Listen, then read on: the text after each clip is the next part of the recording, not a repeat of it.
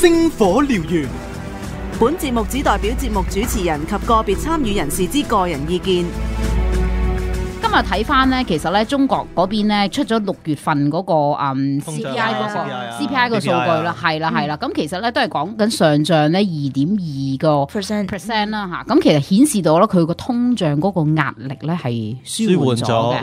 你咁樣睇咪係好正面咁睇啦？係啊，阿媽不嬲都正面噶嘛，咁但係反面咁睇咧，就要放鬆啊嘛個措施係咪啊？嗱，咁所以話咧證明咗阿爺咧其實啲決策咧係有鋪排㗎。我哋又嚟啦！唔係，即係所有我上個禮拜其實喺節目都講過㗎啦。其實阿爺咧佢做嘅嘢咧唔會係突然之間我想做乜就做乜嘅，係一定係有一啲鋪排預先大約估到一啲嘢嘅精明嘅一個。咁會唔會其實我咁樣即係我去揣測啦？即係我對呢啲數據其實即係嗰個相信嗰個程度唔係咁高嘅，即係我覺得有少少係佢中意點就點樣鋪排出嚟嘅。即係我講得直啲啦嚇，即係譬如話你睇嗰個豬肉價格咧就喺呢個月份咧跌咗1%嘅，咁個菜價有啱啱好升1%嘅喎，邊有咁多巧合嘅瑪麗娜？即係我覺得有時你話佢鋪排咗，其實個數據咪又係鋪排俾佢做下一輪嘅新嘅動作咯。呢樣嘢咧，我有少少同你嘅諗法係唔同嘅。第一樣嘢咧就開始嚟啦，瑪麗娜，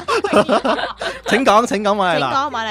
嗱，其實咧要睇翻其實中國咧菜個價格其實都好關係咧嗰個氣候嗰個影響嘅。咁所以咧，其實你睇翻呢最近咧呢一個雨季，其實大陸裏邊咧其實都幾多水災嘅，其實好影響咗個菜嗰個價格。咁所以咧，當咧唔會似香港咁啦，其實你打風嘅話，啲菜都賣得特別貴啦。咁所以我就唔可以用一個數字嚟純粹係咁。點解咧？豬肉係跌咗12%，而啲菜咧係升咗12.1% 咁大咧？其實真係要因為頭先都講要分析翻，其實佢個國情、佢個氣候而影響㗎。唔係個國情咪就係依邊跌12，嗰邊咪升12咯。係咯，我覺得而家咧，我哋係除咗即係宏觀啲睇啲經濟數據之外咧，都要了解國內個國情㗎。天氣報告真係要睇㗎，梗係緊要啦。因為你其實而家見到咧，即係商品裏邊咧，玉米價格咧係升得好緊要嘅。其實你預示到嚟緊呢一啲譬如食品股咧，嗰個成本係會上漲，所以可以解釋下今日其實旺旺啊、康師傅呢啲股份點解會跌得咁犀利咧？即係其實呢一個大家係擔心個成本上漲問題，呢一樣嘢都要考慮。係啦，頭先你話阿瑪麗娜睇到正面睇，其實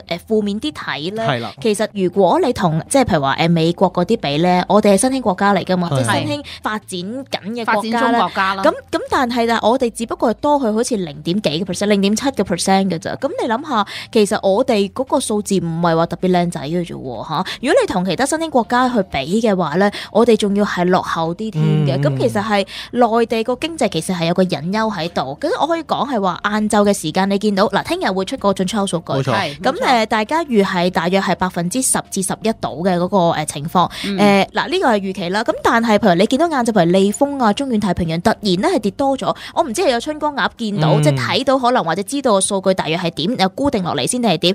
我哋可以睇其實內地嘅數據已經係唔靚㗎啦。咁我想睇瑪麗娜會覺得即係阿爺又點樣去控制到個預期咧？同埋我咁講啦，頭先我話睇得好正面，唔係個數據正面，係你嘅睇法睇得好正面啦。即係你個解釋就係話2.2落到嚟，咁咪多啲空間去做嘢咯。我本身就係驚通脹啫嘛，勁啫嘛。但係你見到今日其實個 PPI 係跌得好犀利㗎嘛。係嚟緊又估7月份啲人估到係低過2添，即係好快已經估到去1.幾嗰啲。咁就話又驚通縮啊，又咩又物啊。咁通縮係誇得滯嘅，通縮要會咁驚咯。技術上要幾個月先，即係有個負數先可以叫通縮，但係有一個咁嘅危機喺入邊咯。星火燎原。